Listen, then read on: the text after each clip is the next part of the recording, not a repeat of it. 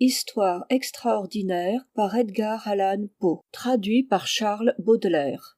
Le scarabée d'or. Première partie. Oh, qu'est-ce que cela? Ce garçon a une folie dans les jambes. Il a été mordu par la tarentule. Tout de travers. Il y a quelques années, je me liai intimement avec un monsieur William le Grand. Il était d'une ancienne famille protestante et jadis il avait été riche. Mais une série de malheurs l'avait réduit à la misère. Pour éviter l'humiliation de ces désastres, il quitta la Nouvelle-Orléans, la ville de ses aïeux, et établit sa demeure dans l'île de Sullivan, près Charleston, dans la Caroline du Sud. Cette île est des plus singulières. Elle n'est guère composée que de sable de mer et a environ 3 milles de long. En largeur, elle n'a jamais plus d'un quart de mille. Elle est séparée du continent par une crique, à peine visible, qui filtre à travers une masse de roseaux et de vases, rendez-vous habituel des poules d'eau. La végétation, comme on peut le supposer, est pauvre, ou pour ainsi dire, naine. On n'y trouve pas d'arbres d'une certaine dimension.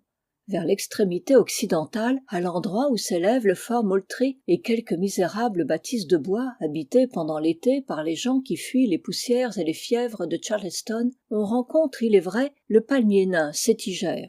Mais toute l'île, à l'exception de ce point occidental et d'un espace triste et blanchâtre qui borde la mer, est couverte d'épaisses broussailles de myrtes odoriférants si estimées par les horticulteurs anglais. L'arbuste y monte souvent à une hauteur de 15 ou 20 pieds. Il y forme un taillis presque impénétrable et charge l'atmosphère de ses parfums. Au plus profond de ce taillis, non loin de l'extrémité orientale de l'île, c'est-à-dire de la plus éloignée, le Grand s'était bâti lui-même une petite hutte qu'il occupait quand, pour la première fois et par hasard, je fis sa connaissance. Cette connaissance mûrit bien vite en amitié, car il y avait, certes, dans le cher reclus, de quoi exciter l'intérêt et l'estime. Je vis qu'il avait reçu une forte éducation, heureusement servie par des facultés spirituelles peu communes, mais qu'il était infecté de misanthropie et sujet à de malheureuses alternatives d'enthousiasme et de mélancolie. Bien qu'il eût chez lui beaucoup de livres, il s'en servait rarement. Ses principaux amusements consistaient à chasser et à pêcher, ou à flâner sur la plage et à travers les myrtes en quête de coquillages et d'échantillons entomologiques. Sa collection aurait pu faire envie à un Swammerdam. Dans ces excursions, il était ordinairement accompagné par un vieux nègre, nommé Jupiter, qui avait été affranchi avant les revers de la famille, mais qu'on n'avait pu décider, ni par menace ni par promesse, à abandonner son jeune Massa Will. Il considérait comme son droit de le suivre partout. Il n'est pas improbable que les parents de Legrand, jugeant que celui-ci avait la tête un peu dérangée, se soient appliqués à confirmer Jupiter dans son obstination, dans le but de mettre une espèce de gardien et de surveillant auprès du fugitif. Sous la latitude de l'île de Sullivan, les hivers sont rarement rigoureux, et c'est un événement quand, au déclin de l'année, le feu devient indispensable.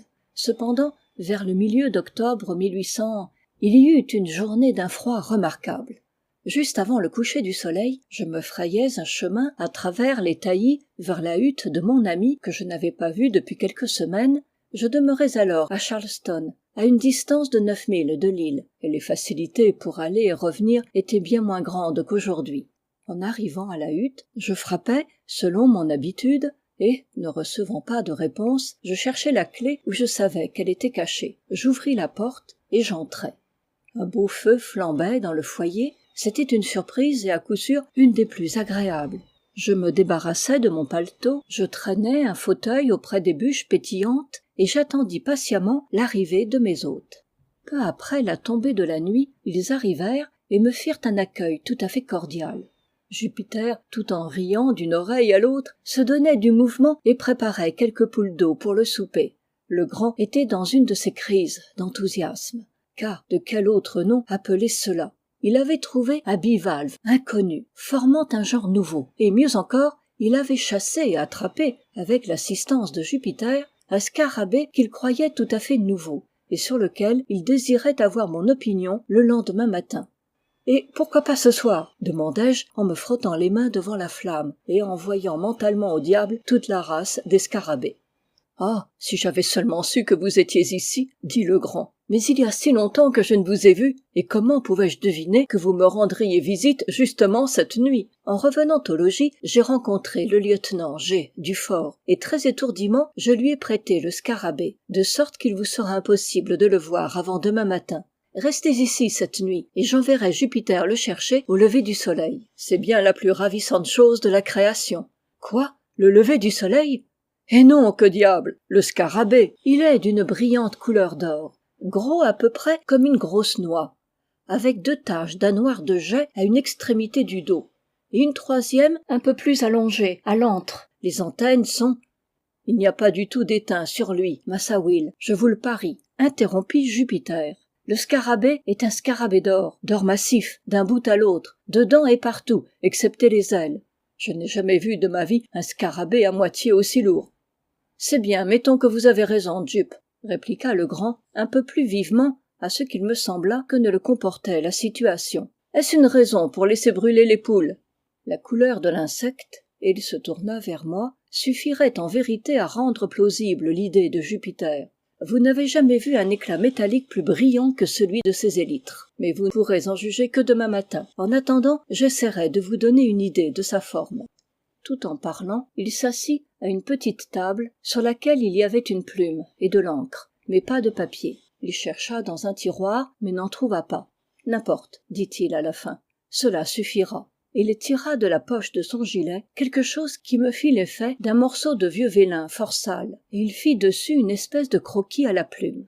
Pendant ce temps, j'avais gardé ma place auprès du feu, car j'avais toujours très froid. Quand son dessin fut achevé, il me le passa sans se lever. Comme je le recevais de sa main, un fort grognement se fit entendre, suivi d'un grattement à la porte. Jupiter ouvrit, et un énorme Terre-Neuve, appartenant à Legrand, se précipita dans la chambre, sauta sur mes épaules et m'accabla de caresses, car je m'étais fort occupé de lui dans mes visites précédentes.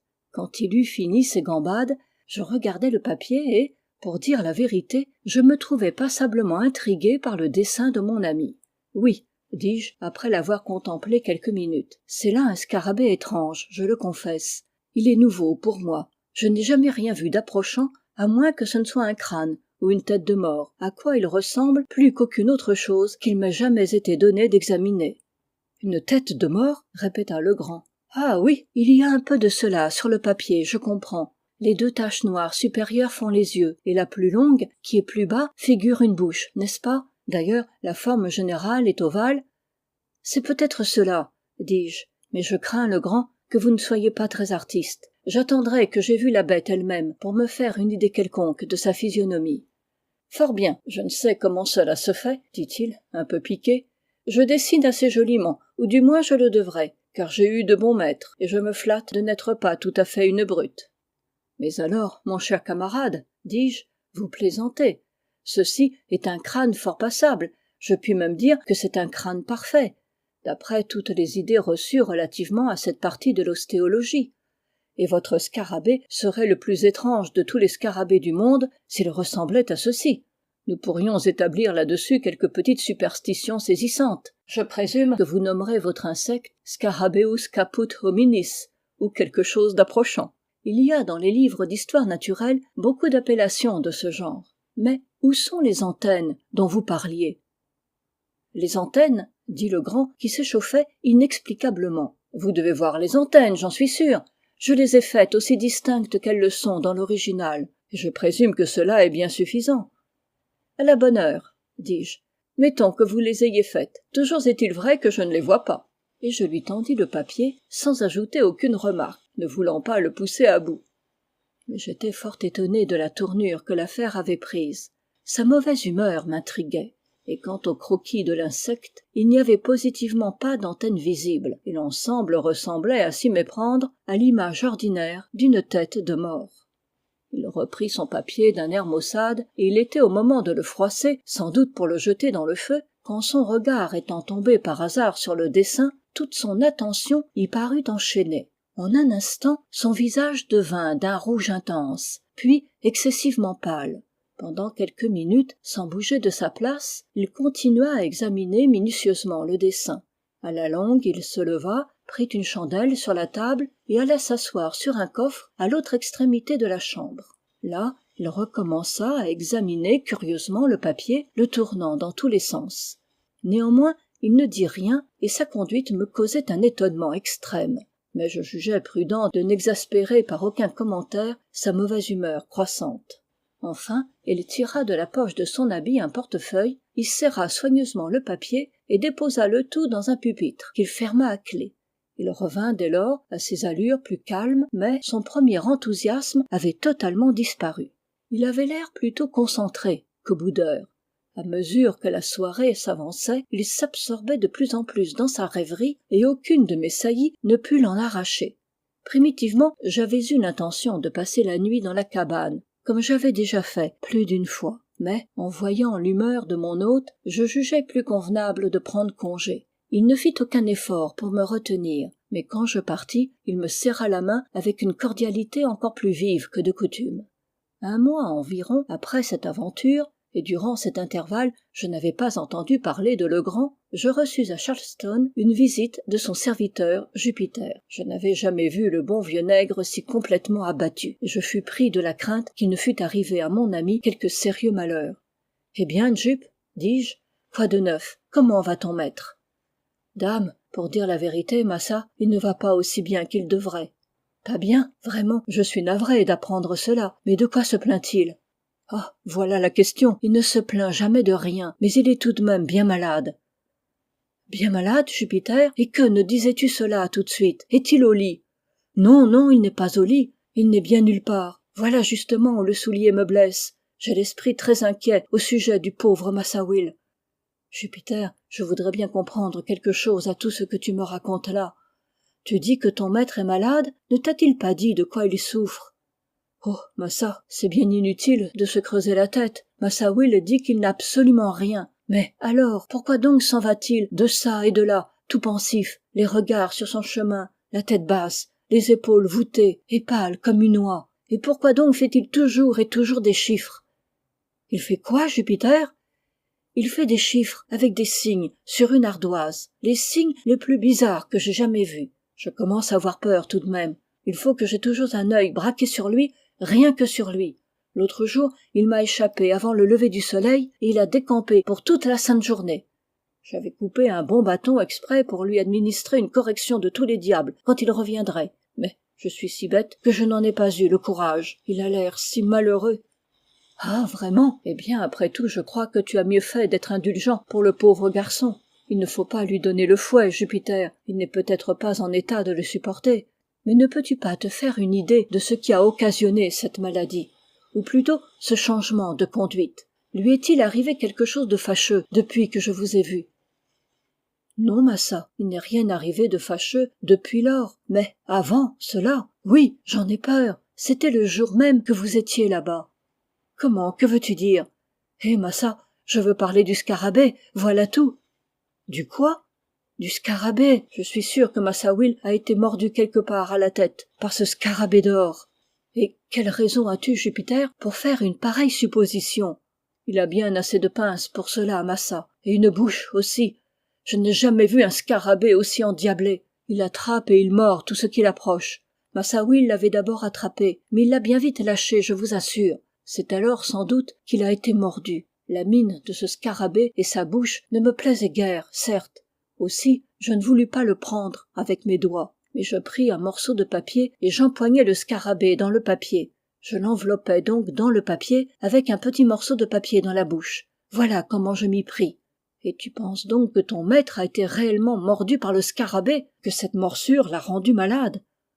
Je ne pense rien du tout, je le sais. Pourquoi donc rêve-t-il toujours d'or, si ce n'est parce qu'il a été mordu par le scarabée d'or? J'en ai déjà entendu parler de ces scarabées d'or.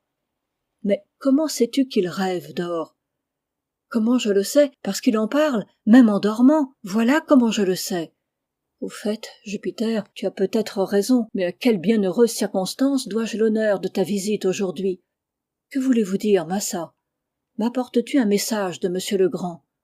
Non, massa, je vous apporte une lettre que voici. Et Jupiter me tendit un papier où je lus: Mon cher, pourquoi donc ne vous ai-je pas vu depuis si longtemps? J'espère que vous n'avez pas été assez enfant pour vous formaliser d'une petite brusquerie de ma part. Mais non, cela est par trop improbable. depuis que je vous ai vu, j'ai eu un grand sujet d'inquiétude. J'ai quelque chose à vous dire, mais à peine sais-je comment vous le dire, sais-je même si je vous le dirai. Je n'ai pas été tout à fait bien depuis quelques jours, et le pauvre vieux Jupiter m'ennuie insupportablement par toutes ses bonnes intentions et attentions. Le croiriez-vous? Il avait l'autre jour préparé un gros bâton, à l'effet de me châtier, pour lui avoir échappé et avoir passé la journée seul au milieu des collines sur le continent. Je crois vraiment que ma mauvaise mine m'a seule sauvée de la bastonnade. Je n'ai rien ajouté à ma collection depuis que nous nous sommes vus. Revenez avec Jupiter si vous le pouvez, sans trop d'inconvénients. Venez, venez, je désire vous voir ce soir pour affaire grave. Je vous assure que c'est de la plus haute importance. Votre tout dévoué William Legrand. Il y avait dans le ton de cette lettre quelque chose qui me causa une forte inquiétude. Ce style différait absolument du style habituel de Legrand. À quoi diable rêvait-il? Quelle nouvelle lubie avait pris possession de sa trop excitable cervelle? Quelle affaire de si haute importance pouvait-il avoir à accomplir? Le rapport de Jupiter ne présageait rien de bon. Je tremblais que la pression continue de l'infortune n'eût, à la longue, singulièrement dérangé la raison de mon ami. Sans hésiter un instant, je me préparai donc à accompagner le nègre.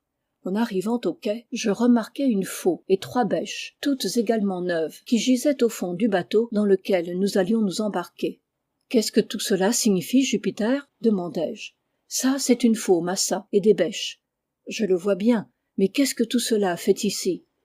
Massa Will m'a dit d'acheter pour lui cette faulx et ces bêches à la ville, et je les ai payées bien cher. Cela nous coûte un argent de tous les diables. Mais, au nom de tout ce qu'il y a de mystérieux, qu'est-ce que ton Massa Will a à faire de faulx et de bêches?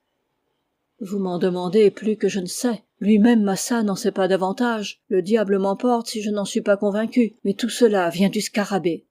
Voyant que je ne pouvais tirer aucun éclaircissement de Jupiter, dont tout l'entendement paraissait absorbé par le scarabée, je descendis dans le bateau et je déployai la voile.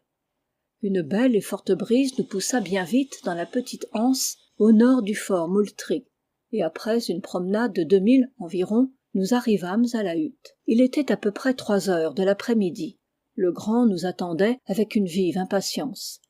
Il me serra la main avec un empressement nerveux qui m'alarma et renforça mes soupçons naissants.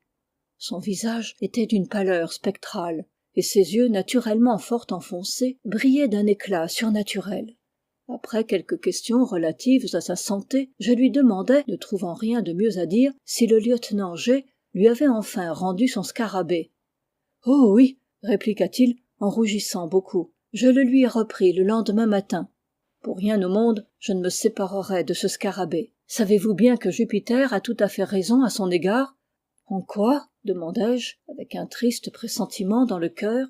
« En supposant que c'est un scarabée d'or véritable. » Il dit cela avec un sérieux profond qui me fit indiciblement mal. « Ce scarabée est destiné à faire ma fortune, » continua-t-il avec un sourire de triomphe, à me réintégrer dans mes possessions de famille. Est-il donc étonnant que je le tienne en si haut prix? Puisque la fortune a jugé bon de me l'octroyer, je n'ai qu'à en user convenablement, et j'arriverai jusqu'à l'or dont il est l'indice. Jupiter, apporte-le-moi. Quoi, le scarabée, Massa? J'aime mieux n'avoir rien à démêler avec le scarabée. Vous saurez bien le prendre vous-même. Là-dessus, Legrand se leva avec un air grave et imposant, et alla me chercher l'insecte sous un globe de verre où il était déposé. C'était un superbe scarabée, inconnu à cette époque aux naturalistes, et qui devait avoir un grand prix au point de vue scientifique. Il portait à l'une des extrémités du dos 2 taches, noires et rondes, et à l'autre une tache de forme allongée. Les élytres étaient excessivement dures et luisantes, et avaient positivement l'aspect de l'or bruni. L'insecte était remarquablement lourd, et tout bien considéré, je ne pouvais pas trop blâmer Jupiter de son opinion. Mais que Legrand s'entendît avec lui sur ce sujet, voilà qu'il m'était impossible de comprendre. Et quand il se serait agi de ma vie, je n'aurais pas trouvé le mot de l'énigme. « Je vous ai envoyé chercher, dit-il d'un ton magnifique quand j'eus achevé d'examiner l'insecte, je vous ai envoyé chercher pour vous demander conseil et assistance dans l'accomplissement des vues de la destinée et du scarabée. Mon cher Legrand, m'écriai-je en l'interrompant, vous n'êtes certainement pas bien, et vous feriez beaucoup mieux de prendre quelques précautions. Vous allez vous mettre au lit, et je resterai auprès de vous quelques jours, jusqu'à ce que vous soyez rétabli. Vous avez la fièvre et... Tâtez mon pouls, dit-il. Je le tâtai, et, pour dire la vérité, je ne trouvai pas le plus léger symptôme de fièvre. Mais vous pourriez bien être malade sans avoir la fièvre. Permettez-moi pour cette fois seulement de faire le médecin avec vous. Avant toute chose, allez vous mettre au lit. Ensuite, vous vous trompez, interrompit-il. Je suis aussi bien que je puis espérer de l'être dans l'état d'excitation que j'endure. Si réellement vous voulez me voir tout à fait bien, vous soulagerez cette excitation. Et que faut-il faire pour cela? C'est très facile. Jupiter et moi, nous partons pour une expédition dans les collines, sur le continent, et nous avons besoin de l'aide d'une personne en qui nous puissions absolument nous fier. Vous êtes cette personne, unique. Que notre entreprise échoue ou réussisse, l'excitation que vous voyez en moi maintenant sera également apaisée. J'ai le vif désir de vous servir en toutes choses, répliquai-je. Mais prétendez-vous dire que cet infernal scarabée ait quelque rapport avec votre expédition dans les collines? Oui, certes. Alors, le grand, il m'est impossible de coopérer à une entreprise aussi parfaitement absurde. J'en suis fâché, très fâché, car il nous faudra tenter l'affaire à nous seuls. À vous seuls? Ah, le malheureux est fou, à coup sûr. Mais voyons, combien de temps durera votre absence? Probablement toute la nuit. Nous allons partir immédiatement, et dans tous les cas, nous serons de retour au lever du soleil. Et vous me promettez sur votre honneur que ce caprice passé et l'affaire du scarabée, bon Dieu, vidé à votre satisfaction, vous rentrerez au logis et que vous y suivrez exactement mes prescriptions comme celles de votre médecin. Oui, je vous le promets. Et maintenant partons, car nous n'avons pas de temps à perdre. J'accompagnai mon ami, le cœur gros. À 4 heures, nous nous mîmes en route, le grand, Jupiter, le chien et moi. Jupiter prit la faux et les bêches. Il insista pour s'en charger, plutôt, à ce qu'il me parut, par crainte de laisser un de ses instruments dans la main de son maître, que par excès de zèle et de complaisance. Il était d'ailleurs d'une humeur de chien, et ces mots, damné scarabée, furent les seuls qui lui échappèrent tout le long du voyage. J'avais pour ma part la charge de 2 lanternes sourdes. Quant à Legrand, il s'était contenté du scarabée qu'il portait attaché au bout d'un morceau de ficelle et qu'il faisait tourner autour de lui tout en marchant avec des airs de magicien. Quand j'observais ce symptôme suprême de démence dans mon pauvre ami, je pouvais à peine retenir mes larmes. Je pensais toutefois qu'il valait mieux épouser sa fantaisie, au moins pour le moment, ou jusqu'à ce que je puisse prendre quelques mesures énergiques avec chance de succès. Cependant, j'essayais, mais fort inutilement, de le sonder relativement au but de l'expédition. Il avait réussi à me persuader de l'accompagner et semblait désormais peu disposé à lier conversation sur un sujet d'une si maigre importance. À toutes mes questions, il ne daignait répondre que par un « nous verrons bien ». Nous traversâmes dans un esquif la crique à la pointe de l'île et, grimpant sur les terrains montueux de la rive opposée, nous nous dirigeâmes vers le nord-ouest, à travers un pays horriblement sauvage et désolé, où il était impossible de découvrir la trace d'un pied humain. Le grand suivait sa route avec décision, s'arrêtant seulement de temps en temps pour consulter certaines indications qu'il paraissait avoir laissées lui-même dans une occasion précédente. Nous marchâmes ainsi 2 heures environ, et le soleil était au moment de se coucher quand nous entrâmes dans une région infiniment plus sinistre que tout ce que nous avions vu jusqu'alors. C'était une espèce de plateau près du sommet d'une montagne, affreusement escarpée, couverte de bois, de la base au sommet, et semée d'énormes blocs de pierre qui semblent éparpillés pêle-mêle sur le sol et dont plusieurs se seraient infailliblement précipités dans les vallées inférieures sans le recours des arbres contre lesquels ils s'appuyaient. De profondes ravines irradiaient dans diverses directions et donnaient à la scène un caractère de solennité plus lugubre. La plate-forme naturelle sur laquelle nous étions grimpés était si profondément encombrée de ronces que nous vîmes bien que sans la faux il nous eût été impossible de nous frayer un passage.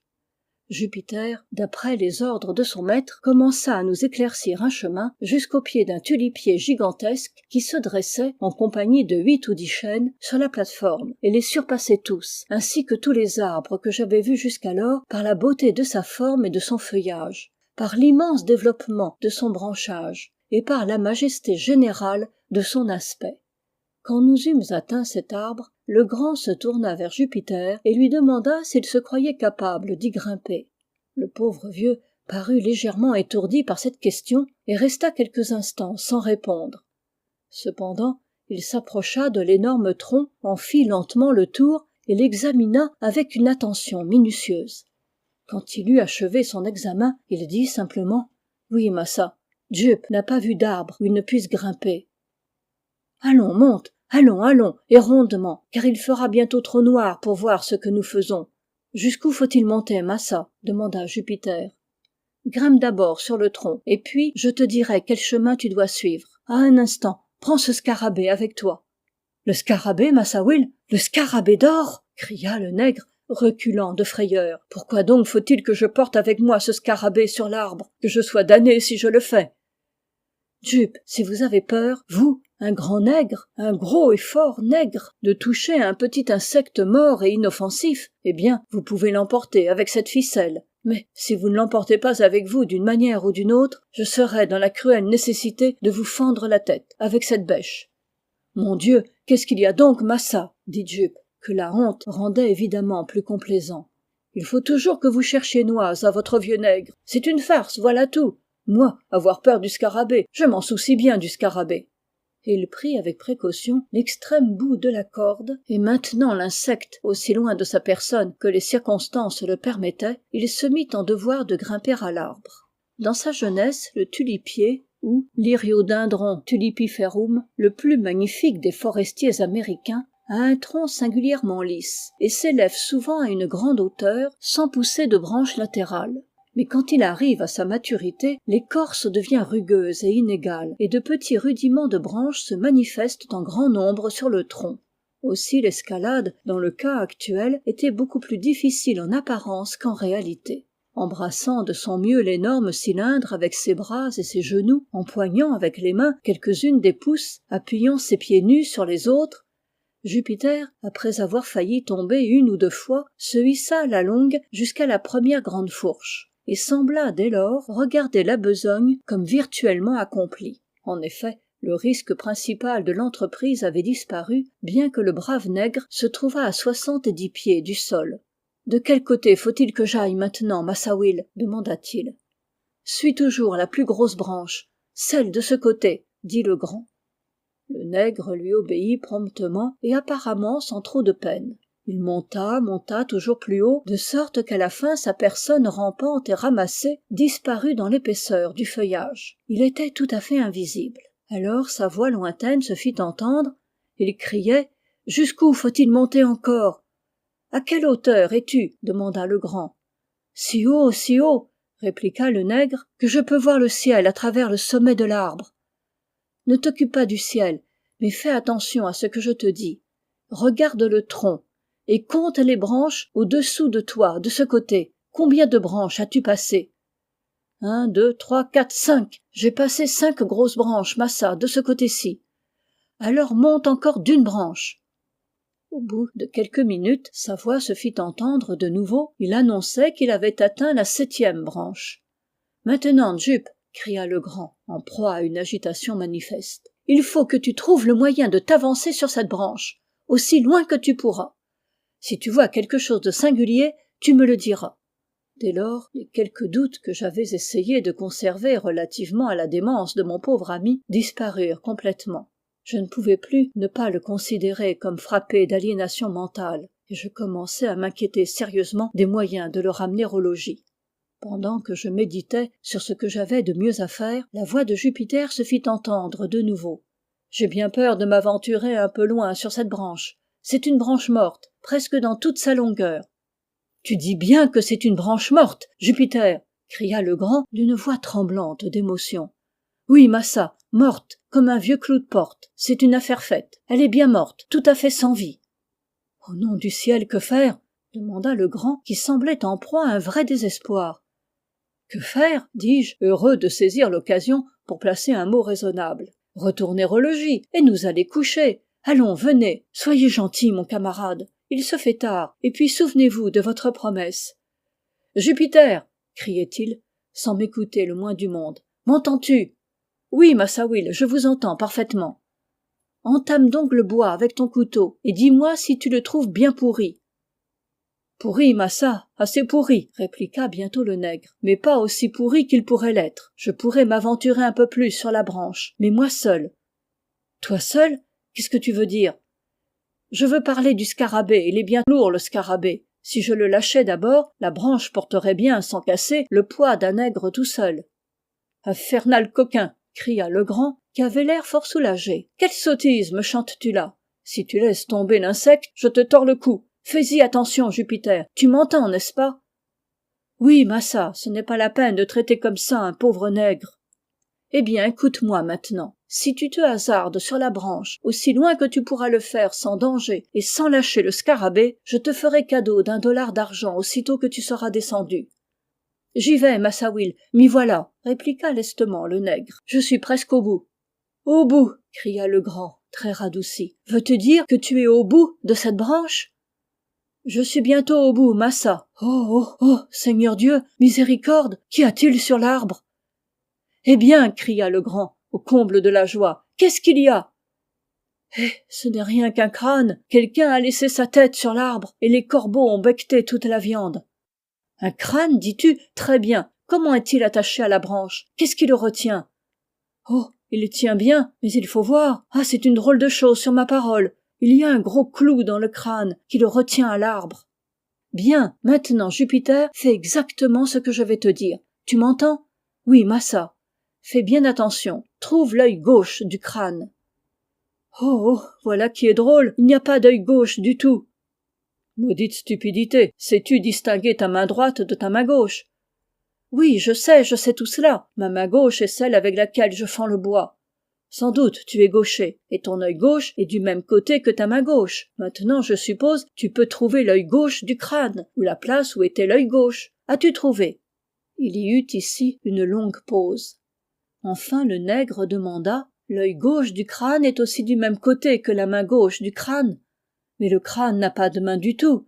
Cela ne fait rien, j'ai trouvé l'œil gauche. Voilà l'œil gauche. Que faut-il faire maintenant? Laisse filer le scarabée à travers, aussi loin que la ficelle peut aller, mais prends bien garde de lâcher le bout de la corde. Voilà qui est fait, massa Will. C'était chose facile de faire passer le scarabée par le trou. Tenez, voyez-le descendre. Pendant tout ce dialogue, la personne de Jupiter était restée invisible, mais l'insecte qu'il laissait filer apparaissait maintenant au bout de la ficelle et brillait comme une boule d'or brunie aux derniers rayons du soleil couchant, dont quelques-uns éclairaient encore faiblement l'éminence où nous étions placés. Le scarabée, en descendant, émergeait des branches, et si Jupiter l'avait laissé tomber, il serait tombé à nos pieds. Legrand prit immédiatement la faux et éclaircit un espace circulaire de 3 ou 4 yards de diamètre, juste au-dessus de l'insecte, et ayant achevé cette besogne, ordonna à Jupiter de lâcher la corde et de descendre de l'arbre. Avec un soin scrupuleux, mon ami enfonça dans la terre une cheville à l'endroit précis où le scarabée était tombé, et tira de sa poche un ruban à mesurer. Il l'attacha, par un bout, à l'endroit du tronc de l'arbre qui était le plus près de la cheville, le déroula jusqu'à la cheville, et continua ainsi à le dérouler dans la direction donnée par ces 2 points, la cheville et le tronc, jusqu'à la distance de 50 pieds. Pendant ce temps, Jupiter nettoyait les ronces avec la faux. Au point ainsi trouvé, il enfonça une seconde cheville qu'il prit comme centre, et autour duquel il décrivit grossièrement un cercle de 4 pieds de diamètre environ. Il s'empara alors d'une bêche, en donna une à Jupiter, une à moi, et nous pria de creuser aussi vivement que possible. Pour parler franchement, je n'avais jamais eu beaucoup de goût pour un pareil amusement, et, dans le cas présent, je m'en serais bien volontiers passé, car la nuit s'avançait, et je me sentais passablement fatigué de l'exercice que j'avais déjà pris. Mais je ne voyais aucun moyen de m'y soustraire, et je tremblais de troubler par un refus la prodigieuse sérénité de mon pauvre ami. Si j'avais pu compter sur l'aide de Jupiter, je n'aurais pas hésité à ramener par la force notre fou chez lui. Mais je connaissais trop bien le caractère du vieux nègre pour espérer son assistance dans le cas d'une lutte personnelle avec son maître, et dans n'importe quelle circonstance. Je ne doutais pas que le grand n'eût le cerveau infecté de quelqu'une des innombrables superstitions du Sud relatives aux trésors enfouis, et que cette imagination n'eût été confirmée par la trouvaille du scarabée, ou peut-être même par l'obstination de Jupiter à soutenir que c'était un scarabée d'or véritable. Un esprit tourné à la folie pouvait bien se laisser entraîner par de pareilles suggestions, surtout quand elles s'accordaient avec ses idées favorites préconçues. Puis je me rappelais le discours du pauvre garçon relativement au scarabée, indice de sa fortune. Par-dessus tout, j'étais cruellement tourmenté et embarrassé. Mais enfin, je résolus de faire contre fortune bon cœur et de bêcher de bonne volonté, pour convaincre mon visionnaire le plus tôt possible, par une démonstration oculaire de l'inanité de ses rêveries.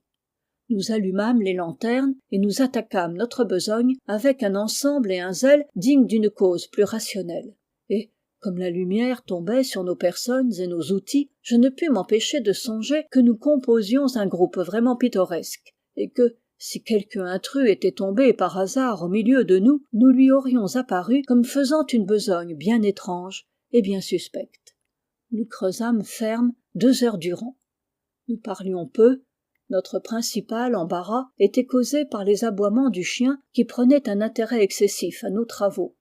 À la longue, il devint tellement turbulent que nous craignîmes qu'il ne donnât l'alarme à quelque rôdeur du voisinage. Ou plutôt, c'était la grande appréhension de Legrand, car pour mon compte, je me serais réjoui de toute interruption qui m'aurait permis de ramener mon vagabond à la maison.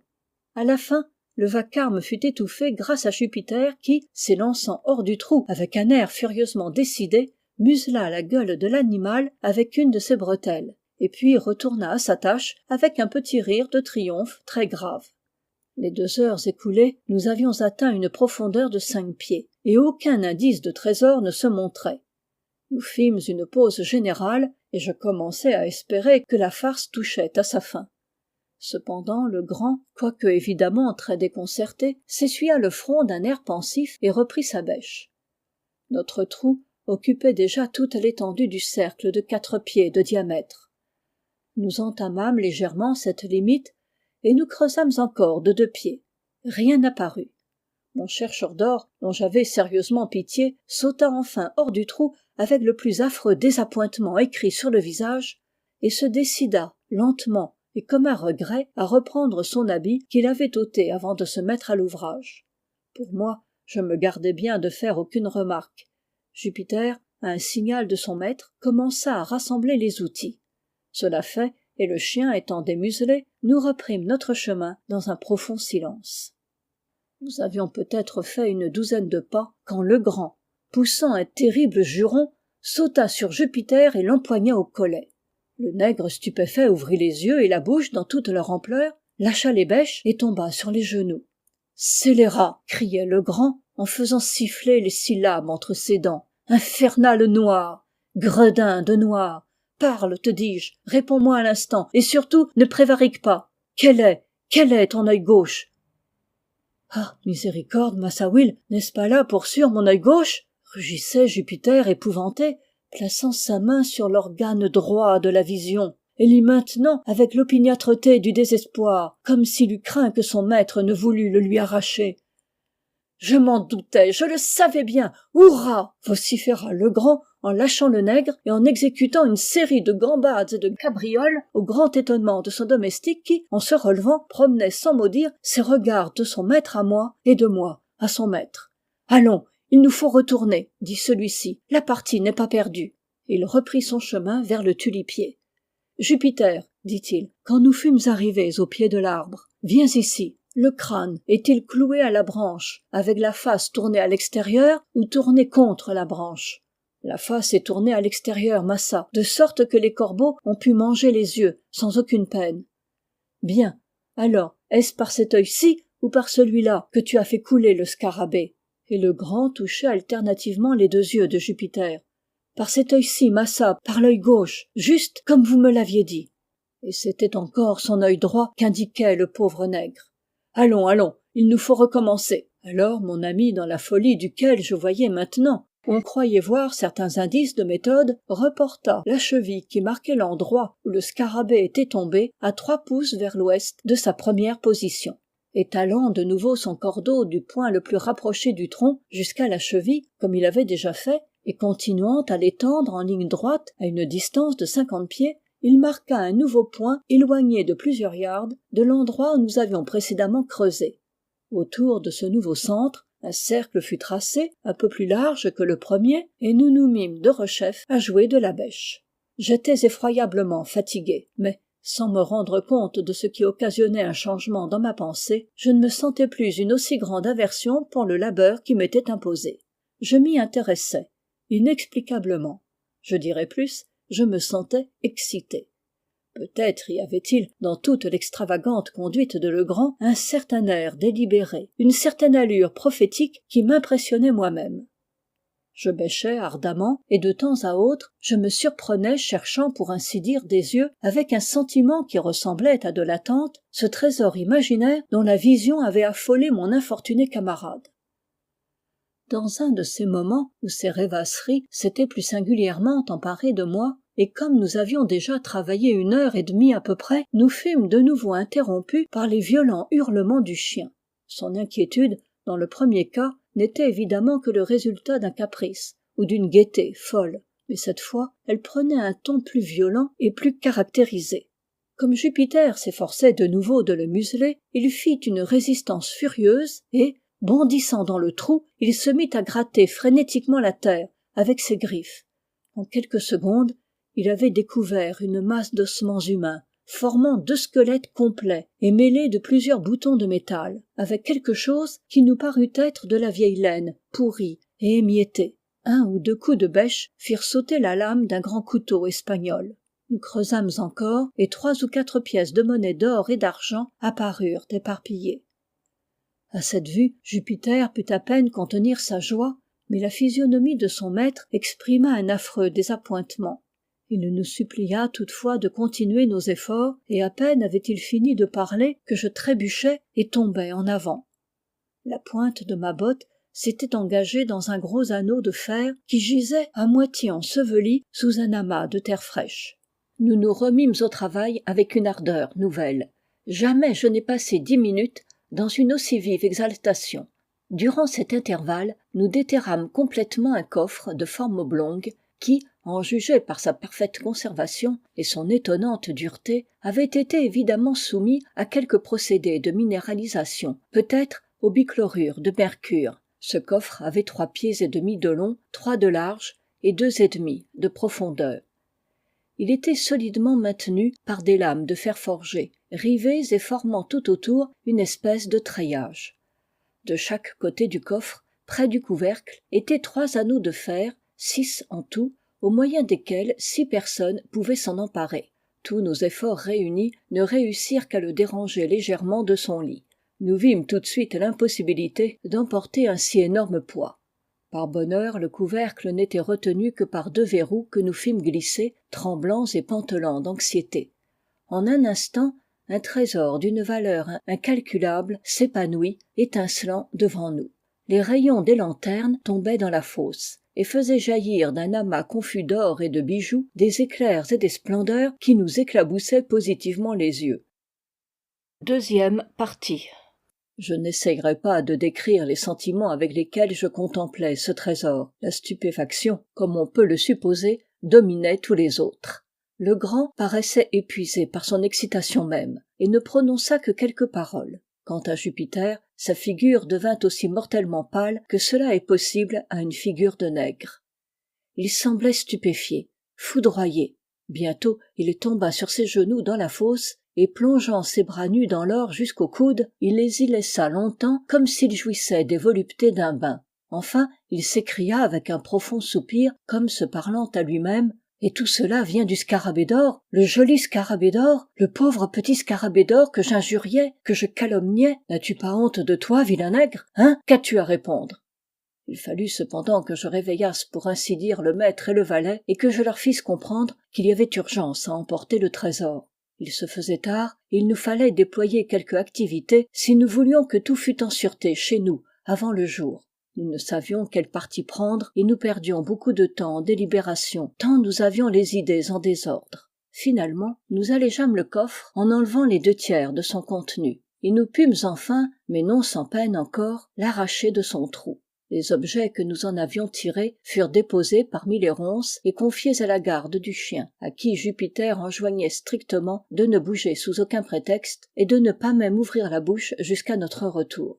Alors nous nous mîmes précipitamment en route avec le coffre. Nous atteignîmes la hutte sans accident, mais après une fatigue effroyable et à 1 heure du matin. Épuisés comme nous l'étions, nous ne pouvions immédiatement nous remettre à la besogne, c'eût été dépasser les forces de la nature. Nous nous reposâmes jusqu'à 2 heures, puis nous soupâmes. Enfin, nous nous remîmes en route pour les montagnes, munis de 3 gros sacs que nous trouvâmes par bonheur dans la hutte.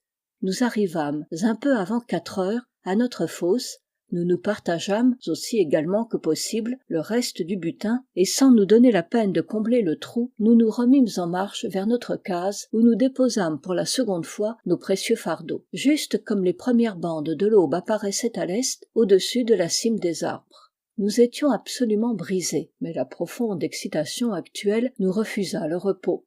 Après un sommeil inquiet de 3 ou 4 heures, nous nous levâmes comme si nous nous étions concertés pour procéder à l'examen de notre trésor. Le coffre avait été rempli jusqu'au bord et nous passâmes toute la journée et la plus grande partie de la nuit suivante à inventorier son contenu. On n'y avait mis aucune espèce d'ordre ni d'arrangement. Tout y avait été empilé pêle-mêle. Quand nous eûmes fait soigneusement un classement général, nous nous trouvâmes en possession d'une fortune qui dépassait tout ce que nous avions supposé.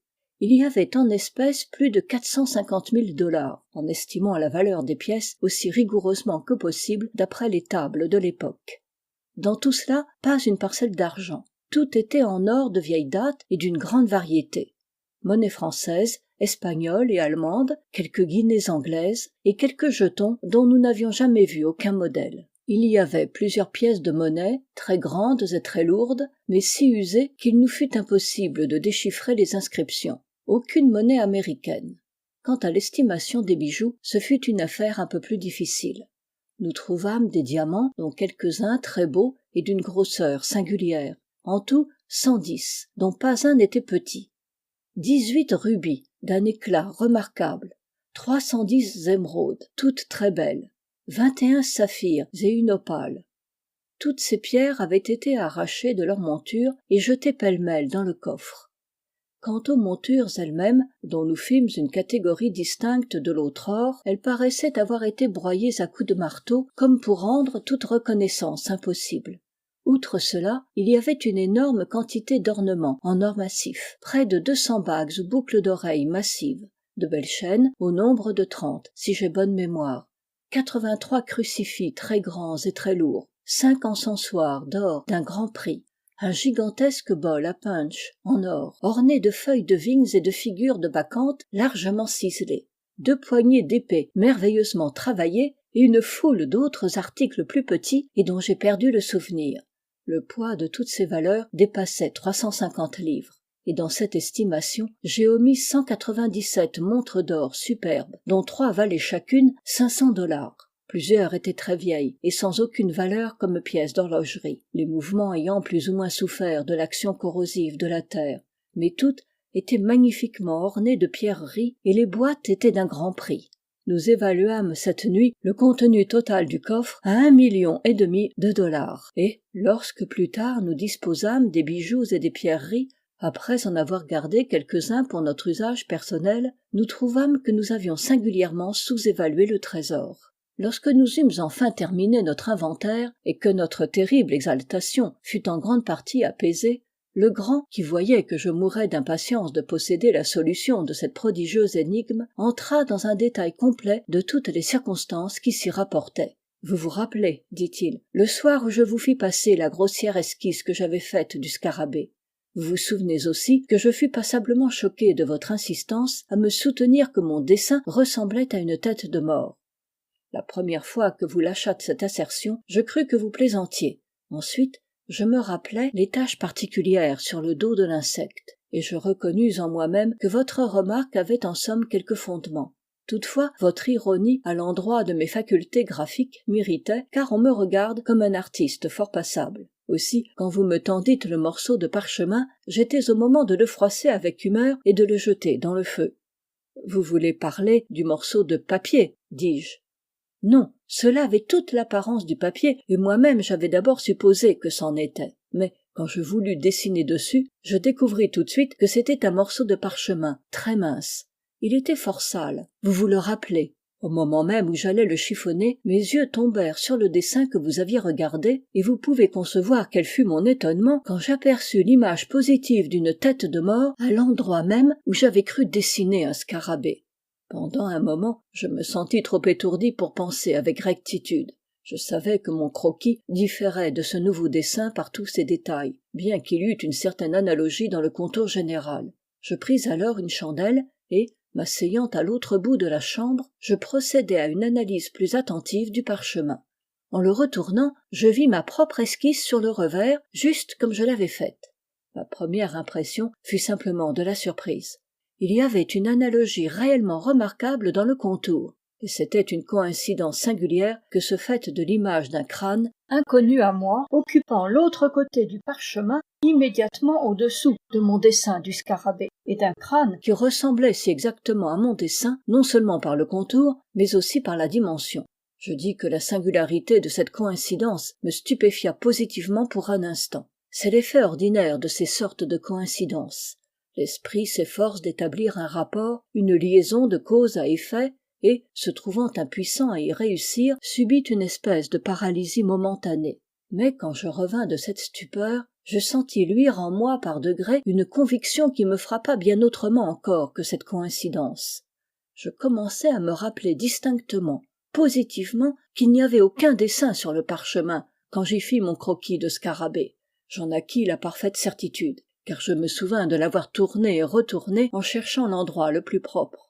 Si le crâne avait été visible, je l'aurais infailliblement remarqué. Il y avait réellement là un mystère que je me sentais incapable de débrouiller. Mais dès ce moment même, il me sembla voir prématurément poindre une faible lueur dans les régions les plus profondes et les plus secrètes de mon entendement. Une espèce de ver luisant intellectuel, une conception embryonnaire de la vérité, dont notre aventure de l'autre nuit nous a fourni une si splendide démonstration.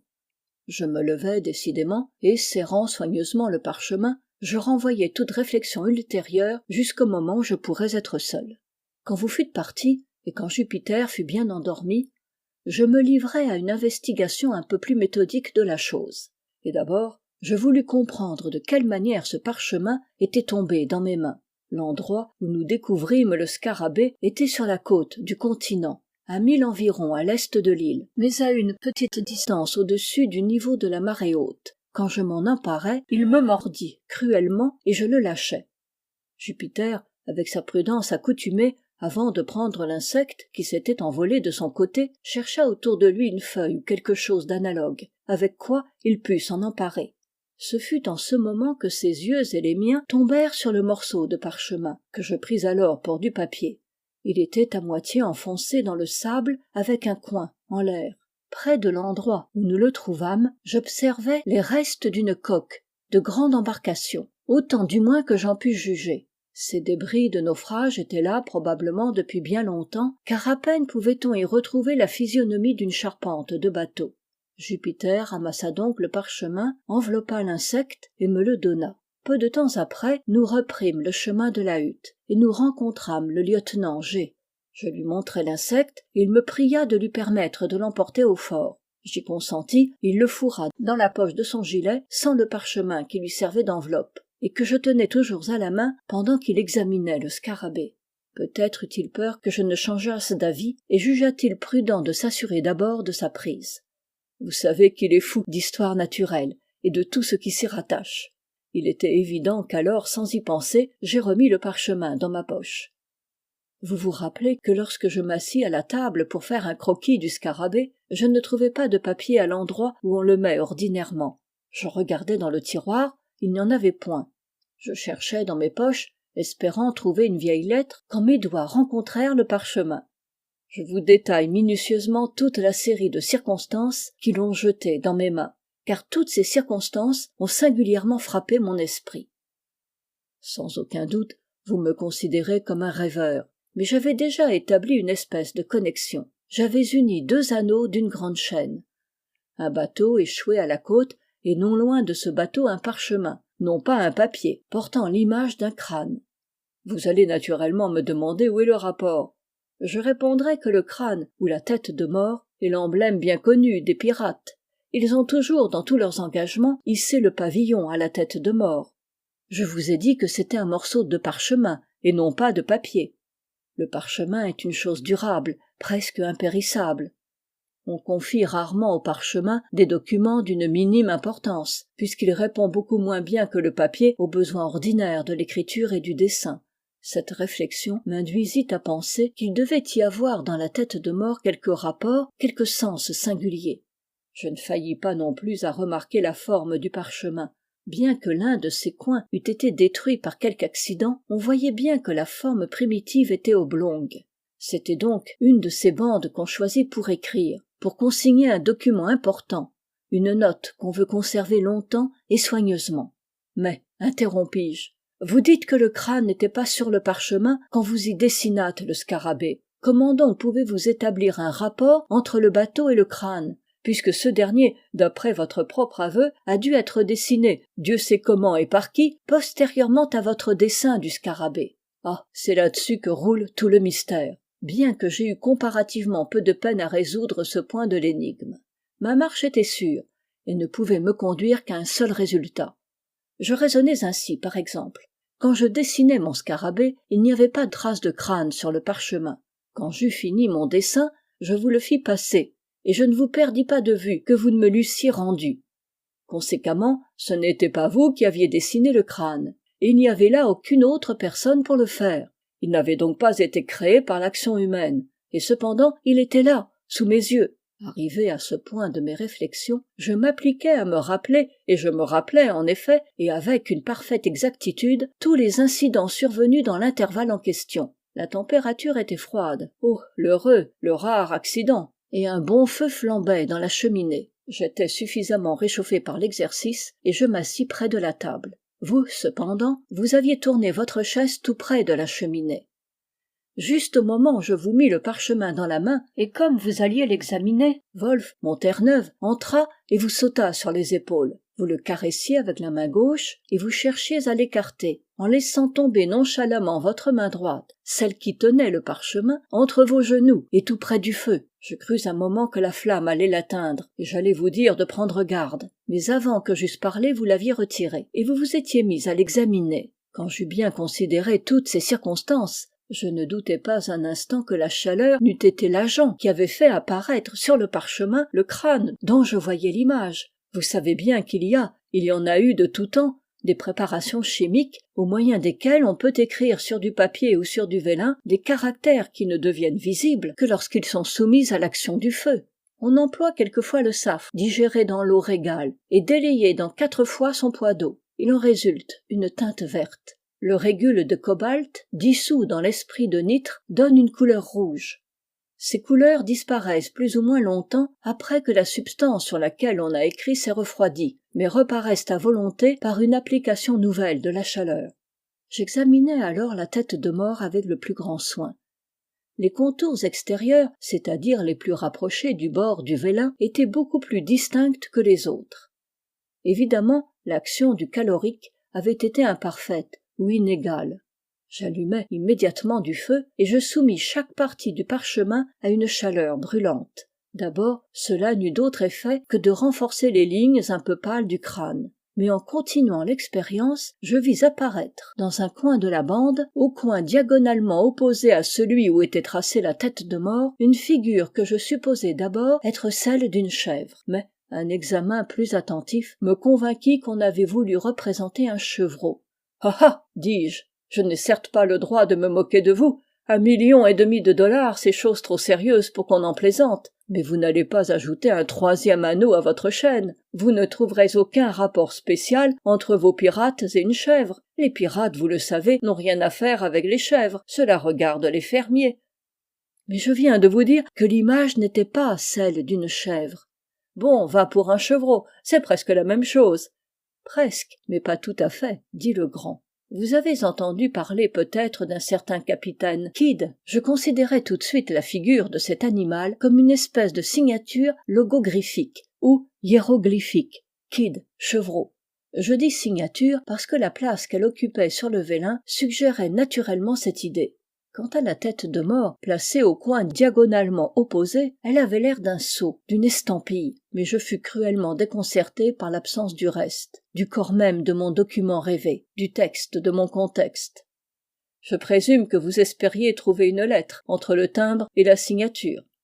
Quelque chose comme cela. Le fait est que je me sentais comme irrésistiblement pénétré du pressentiment d'une immense bonne fortune imminente. Pourquoi ? Je ne saurais trop le dire. Après tout, peut-être était-ce plutôt un désir qu'une croyance positive. Mais croiriez-vous que le dire absurde de Jupiter, que le scarabée était en or massif, a eu une influence remarquable sur mon imagination? Et puis, cette série d'accidents et de coïncidences était vraiment si extraordinaire. Avez-vous remarqué tout ce qu'il y a de fortuit là-dedans? Il a fallu que tous ces événements arrivassent le seul jour de toute l'année où il a pu faire assez froid pour nécessiter du feu. Et sans ce feu, et sans l'intervention du chien au moment précis où il apparut, je n'aurais jamais eu connaissance de la tête de mort, et n'aurais jamais possédé ce trésor. Allez, allez, je suis sur des charbons. Eh bien, vous avez donc connaissance d'une foule d'histoires qui courent, de 1000 rumeurs vagues relatives aux trésors enfouis quelque part sur la côte de l'Atlantique, par Kidd et ses associés. En somme, tous ces bruits devaient avoir quelque fondement. Et si ces bruits duraient depuis si longtemps, et avec tant de persistance, cela ne pouvait, selon moi, tenir qu'à un fait, c'est que le trésor enfoui était resté enfoui. Si Kidd avait caché son butin pendant un certain temps et l'avait ensuite repris, ces rumeurs ne seraient pas sans doute venues jusqu'à nous sous leur forme actuelle et invariable. Remarquez que les histoires en question roulent toujours sur des chercheurs et jamais sur des trouveurs de trésors. Si le pirate avait repris son argent, l'affaire en serait restée là. Il me semblait que quelque accident, par exemple la perte de la note qui indiquait l'endroit précis, avait dû le priver des moyens de le recouvrer. Je supposais que cet accident était arrivé à la connaissance de ses compagnons, qui autrement n'auraient jamais su qu'un trésor avait été enfoui et qui, par leurs recherches infructueuses, sans guide et sans note positive, avaient donné naissance à cette rumeur universelle et à ces légendes aujourd'hui si communes. Avez-vous jamais entendu parler d'un trésor important qu'on aurait déterré sur la côte? Jamais. Or, il est notoire que Kidd avait accumulé d'immenses richesses. Je considérais donc comme chose sûre que la terre les gardait encore. Et vous ne vous étonnerez pas trop quand je vous dirai que je sentais en moi une espérance qui montait presque à la certitude. C'est que le parchemin, si singulièrement trouvé, contiendrait l'indication disparue du lieu où avait été fait le dépôt. Mais comment avez-vous procédé? J'exposai de nouveau le vélin au feu, après avoir augmenté la chaleur, mais rien ne parut. Je pensais que la couche de crasse pouvait bien être pour quelque chose dans cet insuccès. Aussi je nettoyai soigneusement le parchemin en versant de l'eau chaude dessus. Puis je le plaçai dans une casserole de fer blanc, le crâne en dessous, et je posai la casserole sur le réchaud de charbons allumés. Au bout de quelques minutes, la casserole étant parfaitement chauffée, je retirai la bande de vélin et je m'aperçus, avec une joie inexprimable, qu'elle était mouchetée en plusieurs endroits de signes qui ressemblaient à des chiffres rangés en ligne. Je replaçai la chose dans la casserole, je l'y laissai encore une minute, et quand je l'en retirai, elle était juste comme vous allez la voir. Ici le grand, ayant de nouveau chauffé le vélin, le soumit à mon examen. Les caractères suivants apparaissaient en rouge, grossièrement tracés entre la tête de mort et le chevreau.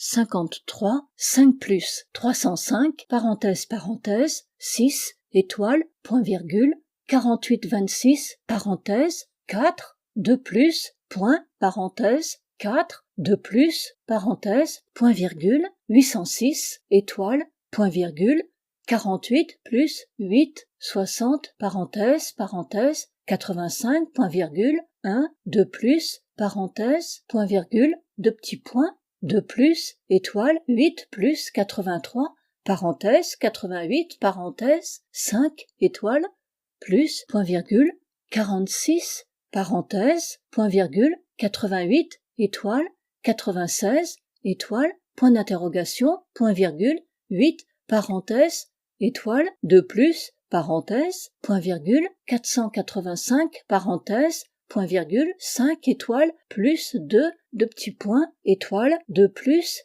parenthèse, point virgule, 49,56, étoile, 2, parenthèse, 5 étoiles, moins 4, parenthèse, 8, 8, étoile, point virgule, 40, 69, 285, parenthèse, point virgule, parenthèse, 6 plus, 8, parenthèse, 4, 4 plus, point virgule, 1, parenthèse, 2 plus, 9, point virgule, 48, 081, point virgule, 8, deux petits points, 8, 2 plus, 1, point virgule, 48 plus 85, point virgule, 4, parenthèse, 485 plus 52 88 06 étoile 81 parenthèse 2 plus 9 point virgule 48 point virgule parenthèse 88 point virgule 4 parenthèse 2 plus point d'interrogation 34 point virgule 48 parenthèse 4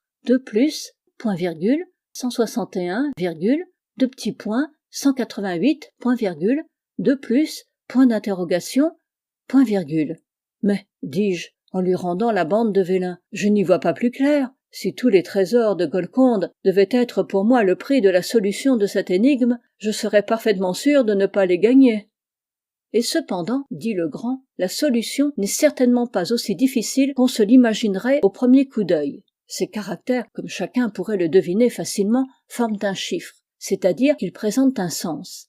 Mais d'après ce que nous savons de Kidd, je ne devais pas le supposer capable de fabriquer un échantillon de cryptographie bien abstruse. Je jugeai donc tout d'abord que celui-ci était d'une espèce simple, tel cependant qu'à l'intelligence grossière du marin il dut paraître absolument insoluble sans la clé. Et vous l'avez résolu, vraiment ? Très aisément. J'en ai résolu d'autres, 10 000 fois plus compliqués. Les circonstances et une certaine inclination d'esprit m'ont amené à prendre intérêt à ces sortes d'énigmes. Et il est vraiment douteux que l'ingéniosité humaine puisse créer une énigme de ce genre dont l'ingéniosité humaine ne vienne à bout par une application suffisante. Aussi, une fois que j'eus réussi à établir une série de caractères lisibles, je daignai à peine songer à la difficulté d'en dégager la signification. Dans le cas actuel, et en somme dans tous les cas d'écriture secrète, la première question à vider, c'est la langue du chiffre. Car les principes de solution, particulièrement quand il s'agit des chiffres les plus simples, dépendent du génie de chaque idiome, et peuvent en être modifiés. En général, il n'y a pas d'autre moyen que d'essayer successivement, en se dirigeant suivant les probabilités, toutes les langues qui vous sont connues, jusqu'à ce que vous ayez trouvé la bonne. Mais dans le chiffre qui nous occupe, toute difficulté à cet égard était résolue par la signature. Le rébus sur le mot Kidd n'est possible que dans la langue anglaise. Sans cette circonstance, j'aurais commencé mes essais par l'espagnol et le français, comme étaient les langues dans lesquelles un pirate des mers espagnoles avait dû le plus naturellement enfermer un secret de cette nature. Mais, dans le cas actuel, je présumais que le cryptogramme était anglais. Vous remarquez qu'il n'y a pas d'espace entre les mots. S'il y avait eu des espaces, la tâche eût été singulièrement plus facile. Dans ce cas, j'aurais commencé par faire une collation et une analyse des mots les plus courts, et si j'avais trouvé, comme cela est toujours probable, un mot d'une seule lettre A ou I, je, par exemple, j'aurais considéré la solution comme assurée. Mais puisqu'il n'y avait pas d'espace, mon premier devoir était de relever les lettres prédominantes, ainsi que celles qui se rencontraient le plus rarement. Je les comptai toutes et je dressai la table que voici. Le caractère 8 se trouve 33 fois. Le caractère point-virgule se trouve 26 fois. Le caractère 4 se trouve 19 fois. Le caractère 2 plus et parenthèse se trouve 16 fois. Le caractère étoile se trouve 13 fois. Le caractère 5 se trouve 12 fois. Le caractère 6 se trouve 11 fois. Le caractère plus et 1 se trouve 8 fois. Le caractère 0 se trouve 6 fois. Le caractère 9 et 2 se trouve 5 fois. Le caractère 2 petits points et 3 se trouve 4 fois. Le caractère point d'interrogation se trouve 3 fois. Le caractère 1 se trouve 2 fois. Le caractère moins et point se trouve 7 fois. Or, la lettre qui se rencontre le plus fréquemment en anglais est E. Les autres lettres se succèdent dans cet ordre: A, O, I, D, H, N, R, S, T, U, Y, C, F, G, L, M, W, B, K, P, Q, X, Z.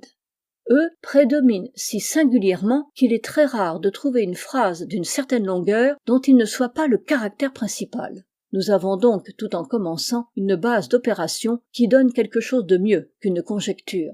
L'usage général qu'on peut faire de cette table est évident. Mais pour ce chiffre particulier, nous ne nous en servirons que très médiocrement. Puisque notre caractère dominant est 8, nous commencerons donc par le prendre pour le de l'alphabet naturel. Pour vérifier cette supposition, voyons si le 8 se rencontre souvent double. Car le se redouble très fréquemment en anglais, comme par exemple dans les mots meet, fleet, speed, seen, been, agree, etc. Or, dans le cas présent, nous voyons qu'il n'est pas redoublé moins de 5 fois, bien que le cryptogramme soit très court. Donc 8 représentera E. Maintenant, de tous les mots de la langue, the est le plus usité. Conséquemment, il nous faut voir si nous ne trouverons pas répéter plusieurs fois la même combinaison de 3 caractères, ce 8 étant le dernier des 3. Si nous trouvons des répétitions de ce genre, elles représenteront très probablement le mot the. Vérification faite, nous n'en trouvons pas moins de 7, et les caractères sont .4, 8.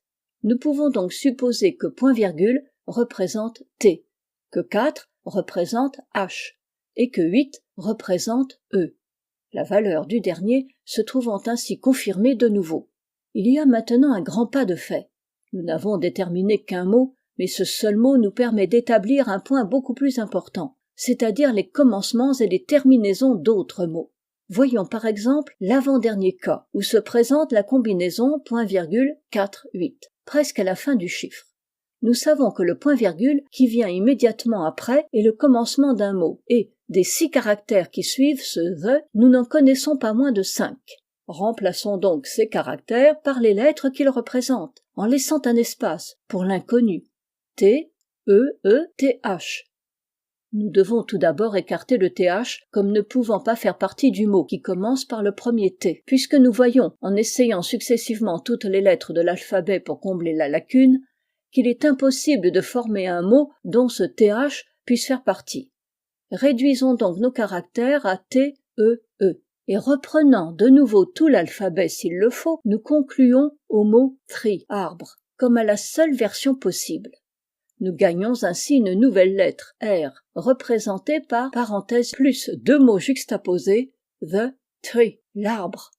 Un peu plus loin, nous retrouvons la combinaison .4, 8, et nous nous en servons comme de terminaison à ce qui précède immédiatement. Cela nous donne l'arrangement suivant.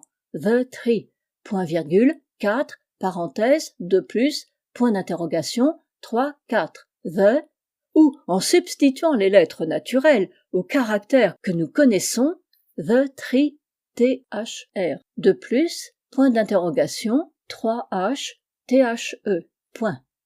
Maintenant, si aux caractères inconnus, nous substituons des blancs ou des points, nous aurons the tree, the, H, the, et le mot through, par, à travers, se dégage pour ainsi dire de lui-même. Mais cette découverte nous donne 3 lettres de plus, O, U et G, représentées par 2 plus, point d'interrogation, et 3.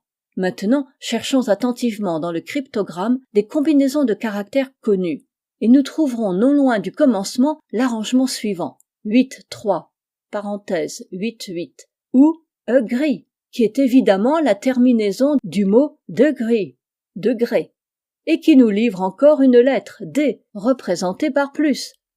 4 lettres plus loin de ce mot degree, nous trouvons la combinaison .4, 6, parenthèse, .8, 8, dont nous traduisons les caractères connus et représentons l'inconnu par un point, cela nous donne th.riee, arrangement qui nous suggère immédiatement le mot 13, et nous fournit 2 lettres nouvelles, I et N, représentées par 6 et étoiles. Reportons-nous maintenant au commencement du cryptogramme, et nous trouverons la combinaison 5-3, 5+. Traduisant, comme nous avons déjà fait, nous obtenons .good, ce qui nous montre que la première lettre est un A, et que les 2 premiers mots sont a good, un bon, une bonne. Il serait temps maintenant, pour éviter toute confusion, de disposer toutes nos découvertes sous forme de table. Cela nous fera un commencement de clé. 5 représente A, plus représente D, 8 représente E, 3 représente G, 4 représente H, 6 représente I, étoile représente N, 2 plus représente O, parenthèse représente R, point virgule représente T. Ainsi, nous n'avons pas moins de 10 des lettres les plus importantes, et il est inutile que nous poursuivions la solution à travers tous ces détails. Je vous en ai dit assez pour vous convaincre que des chiffres de cette nature sont faciles à résoudre, et pour vous donner un aperçu de l'analyse raisonnée qui sert à les débrouiller. Mais tenez pour certain que le spécimen que nous avons sous les yeux appartient à la catégorie la plus simple de la cryptographie.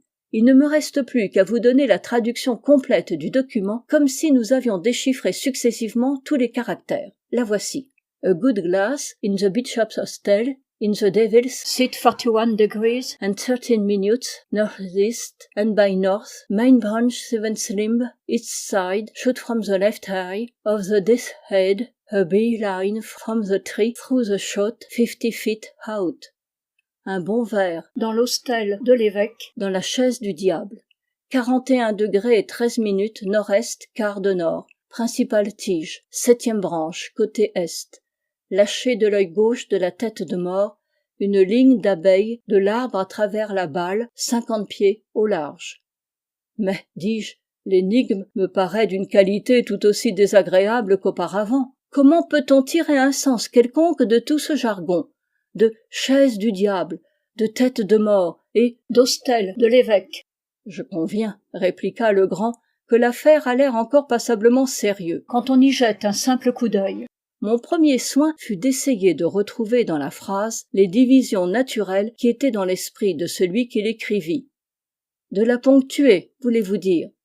Quelque chose comme cela. Mais comment diable avez-vous fait? Je réfléchis que l'écrivain s'était fait une loi d'assembler ses mots sans aucune division, espérant rendre ainsi la solution plus difficile. Or, un homme qui n'est pas excessivement fin sera presque toujours enclin, dans une pareille tentative, à dépasser la mesure. Quand, dans le cours de sa composition, il arrive à une interruption de sens qui demanderait naturellement une pause ou un point, il est fatalement porté à serrer les caractères plus que d'habitude. Examinez ce manuscrit, et vous découvrirez facilement 5 endroits de ce genre où il y a, pour ainsi dire, encombrement de caractères.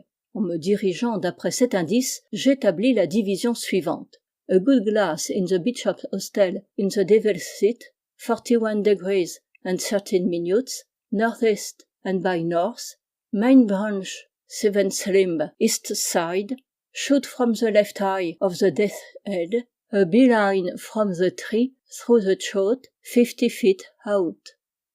Un bon verre dans l'hostel de l'évêque dans la chaise du diable, 41 degrés 13 minutes, nord-est quart de nord, principale tige 7e branche côté est, lâcher de l'œil gauche de la tête de mort, une ligne d'abeilles de l'arbre à travers la balle, 50 pieds au large. Malgré votre division, dis-je, je reste toujours dans les ténèbres. J'y restai moi-même pendant quelques jours, répliqua le grand. Pendant ce temps, je fis force recherches dans le voisinage de l'île de Sullivan, sur un bâtiment qui devait s'appeler l'hôtel de l'évêque, car je ne m'inquiétais pas de la vieille orthographe du mot hostel. N'ayant trouvé aucun renseignement à ce sujet, j'étais sur le point d'étendre la sphère de mes recherches et de procéder d'une manière plus systématique, quand, un matin, je m'avisai tout à coup que ce Bishop's Hostel pourrait bien avoir rapport à une vieille famille du nom de Bessop, qui, de temps immémorial, était en possession d'un ancien manoir, à 4 milles environ au nord de l'île. J'allai donc à la plantation, et je recommençai mes questions parmi les plus vieux nègres de l'endroit. Enfin, une des femmes les plus âgées me dit qu'elle avait entendu parler d'un endroit comme Bessop's Castle, château de Bessop, et qu'elle croyait bien pouvoir m'y conduire, mais que ce n'était ni un château ni une auberge, mais un grand rocher. Je lui offris de la bien payer pour sa peine, et après quelque hésitation, elle consentit à m'accompagner jusqu'à l'endroit précis. Nous le découvrîmes sans trop de difficulté, je la congédiai et commençai à examiner la localité. Le château consistait en un assemblage irrégulier de pics et de rochers, dont l'un était aussi remarquable par sa hauteur que par son isolement et sa configuration quasi artificielle. Je grimpai au sommet et là, je me sentis fort embarrassé de ce que j'avais désormais à faire. Pendant que j'y rêvais, mes yeux tombèrent sur une étroite saillie dans la face orientale du rocher, à 1 yard environ au-dessous de la pointe où j'étais placé. Cette saillie se projetait de 18 pouces à peu près et n'avait guère plus d'1 pied de large. Une niche creusée dans le pic, juste au-dessus, lui donnait une grossière ressemblance avec les chaises à dos concaves dont se servaient nos ancêtres. Je ne doutais pas que ce fût la chaise du diable dont il était fait mention dans le manuscrit, et il me sembla que je tenais désormais tout le secret de l'énigme. Le bon vers, je le savais, ne pouvait pas signifier autre chose qu'une longue-vue, car nos marins emploient rarement le mot glace dans un autre sens. Je compris tout de suite qu'il fallait ici se servir d'une longue-vue en se plaçant à un point de vue défini et n'admettant aucune variation. Or les phrases 41° 13' et nord-est quart de nord, je n'hésitais pas un instant à le croire, devaient donner la direction pour pointer la longue-vue. Fortement remué par toutes ces découvertes, je me précipitai chez moi, je me procurai une longue-vue et je retournai au rocher. Je me laissai glisser sur la corniche et je m'aperçus qu'on ne pouvait s'y tenir assis que dans une certaine position. Ce fait confirma ma conjecture. Je pensai alors à me servir de la longue-vue. Naturellement, les 41° 13' ne pouvaient avoir trait qu'à l'élévation au-dessus de l'horizon sensible, puisque la direction horizontale était clairement indiquée par les mots nord-est quart de nord. J'établis cette direction au moyen d'une boussole de poche, puis, pointant aussi juste que possible par approximation ma longue-vue à un angle de 41° d'élévation, je la fis mouvoir avec précaution de haut en bas et de bas en haut jusqu'à ce que mon attention fût arrêtée par une espèce de trou circulaire ou de lucarne dans le feuillage d'un grand arbre qui dominait tous ses voisins dans l'étendue visible. Au centre de ce trou, j'aperçus un point blanc, mais je ne pus pas tout d'abord distinguer ce que c'était. Après avoir ajusté le foyer de ma longue-vue, je regardai de nouveau et je m'assurai enfin que c'était un crâne humain.